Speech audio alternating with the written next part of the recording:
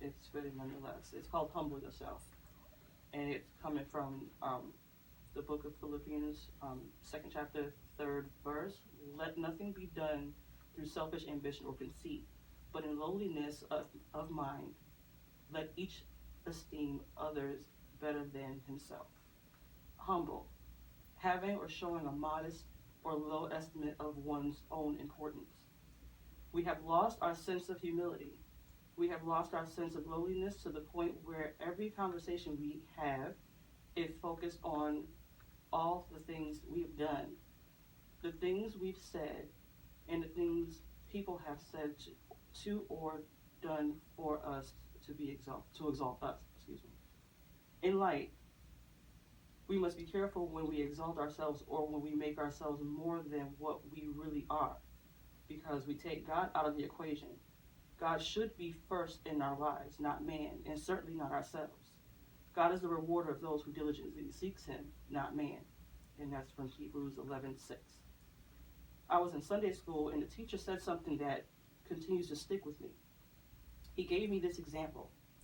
Suppose you're driving and you see someone you're not particularly cool with, stranded on the side of the road with a flat tire.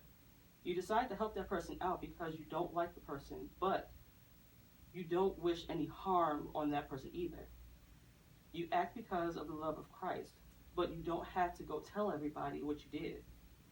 When you do that, you received your reward. You got your pat on the back.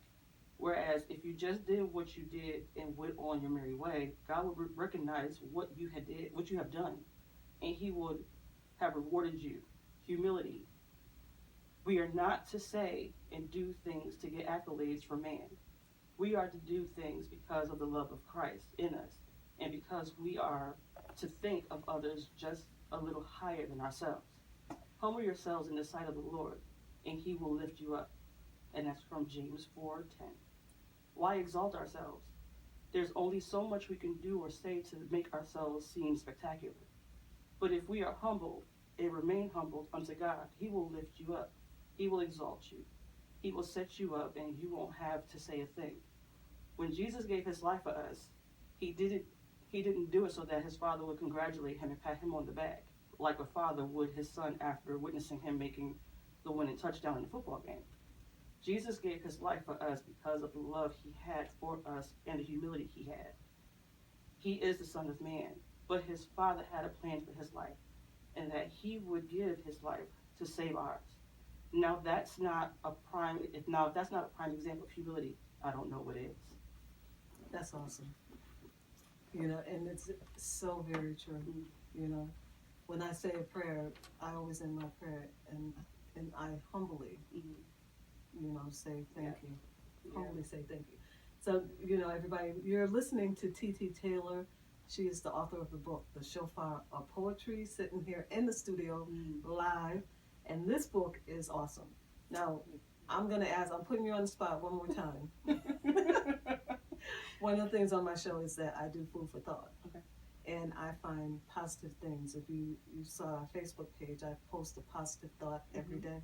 And so periodically, I'd like to be able to read some excerpts from your book on the air. Okay. Do I have permission to do that? Absolutely. Awesome. So, I was talking about the title of the book, and as I said, when Titi told me about the title and how she came with the title of the book, like I said, I actually got chills listening to you. And so can you share with the listeners how you got the title of the book and what the title of the book actually really is significant about? Okay.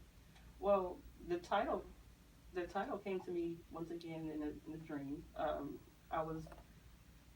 The manuscript had been written out, everything was getting ready to be submitted, and then all of a sudden I'm sitting here thinking, like, well, what is the title going to be about? So I went to sleep because I was really giving myself a migraine trying to think about a title.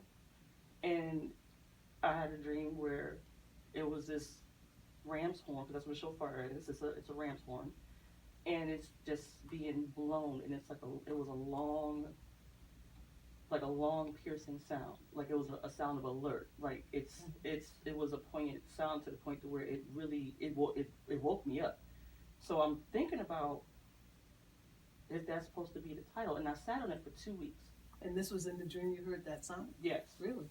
So I sat on the title for like 2 weeks, and it just kept coming to me. It just kept coming to me. If I didn't hear it, I saw it. If I didn't see it in my dreams, I saw it. Like if I'm online looking at something or reading something, it just popped up. So I'm like, okay, well this must be the title of the book. Mm-hmm. But then I was thinking, like, what's the significance of calling it the shofar of poetry? And then it came to me, like the shofar, like I was saying to you before, it's usually it's a ram's horn where it's a significant, like depending on how many blows you blow in it, it signifies what is to happen. Like you can blow it a certain amount of times, and then it's where you're supposed to stop and bow down and worship. And then you can blow it like for a long melodious tune, and then it's for time to wage war, or it's like I think it's like 9 short blows where it's pretty much just to acknowledge that it's time. It's always time to do something. But the shofar, when you blow into it, it's just giving someone the call that you need to step into action. Okay. So when I saw something on Facebook, and it was I think it was Judy McAllister. She gave a teaching, so to speak, on what a shofar is and the process of making it. And the process of actually making the shofar is really intricate, and it's really it's almost like surgery.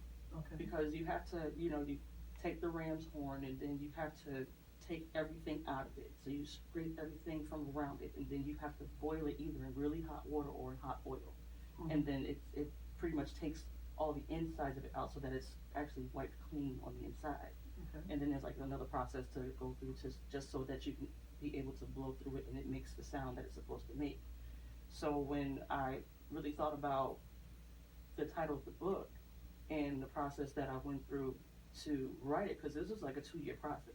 Okay. And to go through the things that I went through, to write about the things that really pushed me to even writing this. Because at first I wasn't even gonna look at it. I was thinking about writing a novel. Okay. Knowing I can write other stuff, but it just wasn't sitting well with me. So when I got to the point where I said I was going to go ahead and publish this, it made sense after a while as far as why I had to title it Shofar. Right. Because it was a process. Right. I had to pretty much gut a lot of myself out and put it on the pages. And then now it's being tested. Now Right. it's like, some of the poems are like a call to worship. Some of the poems are a call to examine yourself. Some of the poems are a call to, wage war in the spirit, when, the devil's trying to get at you, and you have to like really pronounce to him, declare to him that he's not going to defeat me. Right. So it made sense after I really thought about it and really sat down and prayed about it, and this is why it's called the Shofar Poetry. This is awesome. Like I told you, guys, I know that you got the chills hearing this, because how many of you or how many of us have gone through this exact process and not even understood it?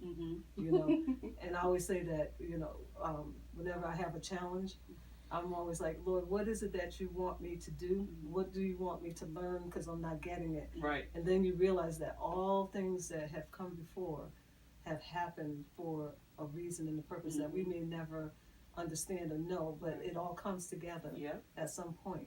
And so that's what's happening with this book.